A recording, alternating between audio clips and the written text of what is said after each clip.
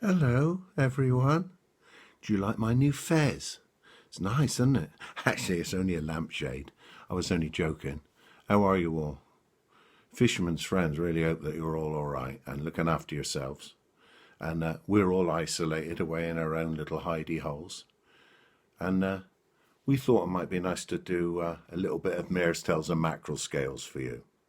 So I thought I'd just tell you a little bit about mare's tails and mackerel scales. And if it looks as if I'm not actually talking to you, that I'm looking over the top, it's because I'm going to read about mare's tails and mackerel scales off my computer screen, which is just over there. Because cleverly, I'm trying to film myself and not doing a very good job, really, am I? But there you are. So it's been a funny old few weeks, but as you'll notice, the moustache is looking magnificent. I've had plenty of time to look after it over this time. So anyway, mare's tails and mackerel scales, we started doing these back in 2013. And it was just a few months after we had our awful accident. And back then we didn't really have any inclination at all to be performing as Fisherman's Friends or to be singing any of our normal repertoire of hearty, lively, saucy, fruity, baldy sea shanties.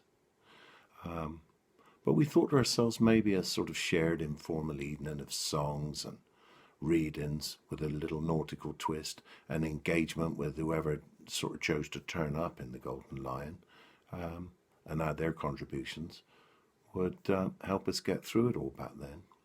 And I think it did. And we kept those mare's tails and mackerel scales evenings going for 2 or 3 years. To be honest, we were all a bit reticent about them at first, wondering if anyone would come at all, and if we had enough material other than shanties to last us beyond an hour or so. But we needn't have worried, because with all the other contributions we had, the landlord was always struggling to get the doors shut after he called time, excuse me. There was quite a variety of people who used to come along, and Bill and I used to generally kick it off with some of our songs from the album we'd done called First and Last. And then we had people come along reading their childhood diaries of visits to Port Isaac, maybe 50 or so years before.